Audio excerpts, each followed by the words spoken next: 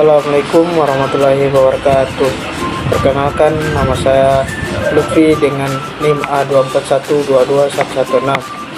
Saya dari kelompok 4 akan menjelaskan tentang percobaan 4 yang berjudul kekekalan momentum sudut dengan asisten Palwa Ananda NIM A24121042.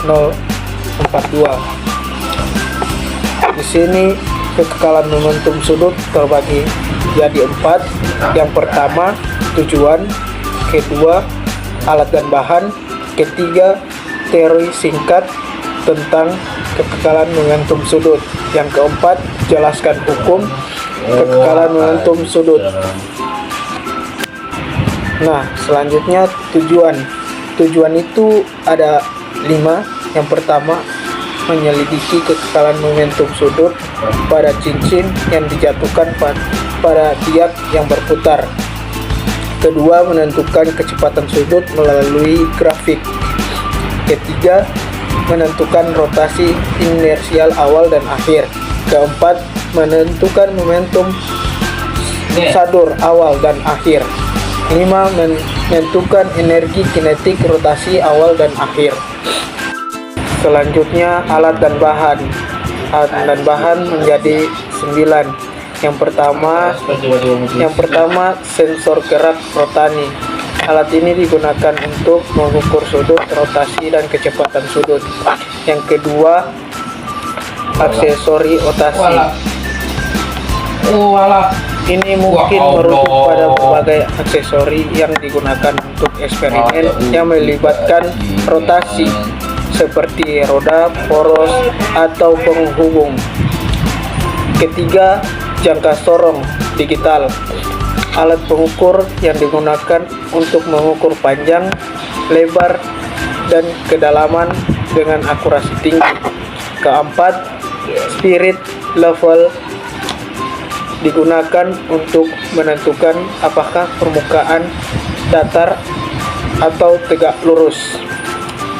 Kelima, dasar statis besar yang digunakan untuk mendukung alat-alat eksperimen dan menjaga kestabilan selama pengukuran. Keenam, batang buja panjang 45 cm yang digunakan untuk dalam berbagai percobaan seperti dalam pengukuran atau pendukung alat. Yang ketujuh, 850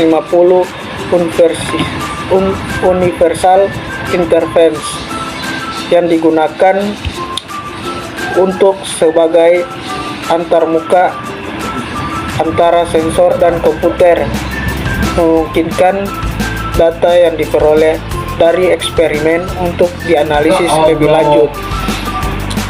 Pasco Capton software yang digunakan untuk merekam, menganalisis, dan memvisualisasikan data dari eksperimen. 9. Neraca Ohaus 610G digunakan untuk mengukur massa objek dengan akurasi tinggi. Selanjutnya, teori singkat tentang kekekalan momentum sudut. Kekekalan momentum sudut adalah prinsip fisika yang menyatakan bahwa total momentum sudut suatu sistem akan tetap konstan jika tidak ada gaya eksternal yang bekerja padanya. Momentum sudut didefinisikan sebagai produk antara momen inersia dan kecepatan sudut yang dinyatakan dengan rumus L sama dengan L kali O dalam kondisi tanpa pengaruh luar. Momentum sudut awal dan akhir dari suatu peristiwa seperti interaksi atau tabrakan akan tetap sama. Contohnya, ketika sebuah roda berputar dipendekkan, kecepatan sudut akan meningkat untuk menjaga kekekalan momentum sudut. Dan dalam konteks astronomi, ketika bintang besar runtuh menjadi bintang neutron. Kecepatan rotasinya meningkat.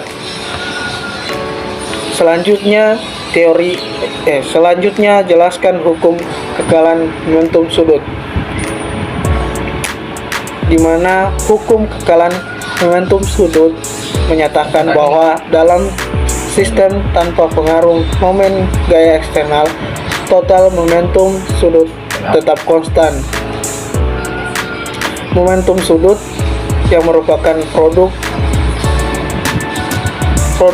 momen inersal atau L dan kecepatan sudut atau O tetap sama sebelum dan sesudah interaksi. Contohnya jika radius roda berputar dipendekkan, kecepatan sudutnya akan meningkat. Itu saja yang bisa saya jelaskan dari saya akhiri. Assalamualaikum warahmatullahi wabarakatuh.